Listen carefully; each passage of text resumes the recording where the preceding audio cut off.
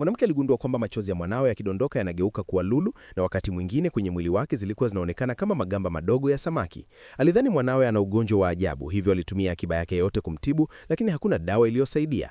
Baada ya kuishiwa kabisa na pesa, mwanamke alilazimika kuuza lulu zile kwenye duka la dhamana. Mwenye duka alipoziona alishangaa kwa sababu lulu hizo zilikuwa za kipekee za kabila la watu wa baharini. Akamuuliza mwanamke zimetoka wapi. Mwanamke hakutaka mtu yeyote ajue siri ya mwanawe. Kwa kuona hivyo, mwenye duka alimtumia papo hapo dola 500,000.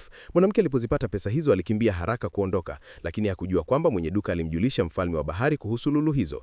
Mwanamke alipokuwa anarudi nyumbani aligongana na mwanaume mmoja bila kujua kwamba huyo ndiye mfalme wa bahari.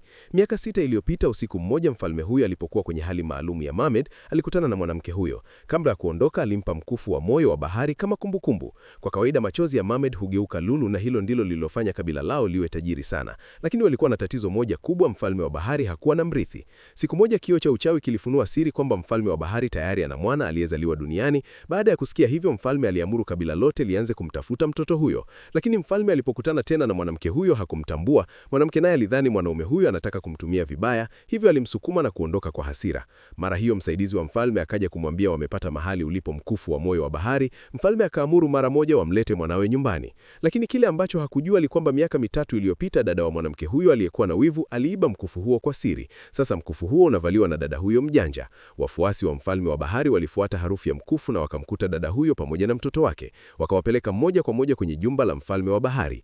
Ili kupata maisha ya utajiri, dada huyo aliamua kujifanya yeye ndiye mwanamke wa kweli. Mwanzoni mfalme alikuwa na mashaka kidogo, lakini alipoona mtoto anashika lulu za kabila la bahari, akaanza kuamini. Hata hivyo, bado alihisi kama kuna kitu hakipo sawa. Wakati huo huo, mwanamke wa kweli aliyekuwa akitafutwa alikuwa kwenye mahojiano ya kazi katika kampuni ya mfalme. Kwa sababu ya kipaji chake kikubwa cha kuchora, alifaulu hatua ya kwanza ya usaili. Lakini kwenye hatua ya mwisho, dada yake mjanja aliwasili ghafla. Akiogopa siri kufichuka, alijitangaza kuwa mke wa boss, kisha akawalazimisha wafanyakazi wamfukuze mwanamke huyo pamoja na mwanawe. Walipoanza kuwafukuza kwa nguvu, ghafla mfalme wa bahari alihisi maumivu makali kifuani. Mara moja akagundua mwanawe yuko hatarini. Alipofika kwenye kampuni, aliona machozi ya mtoto yakidondoka na kugeuka kuwa lulu. Kama umeipenda, like, share na kucomment.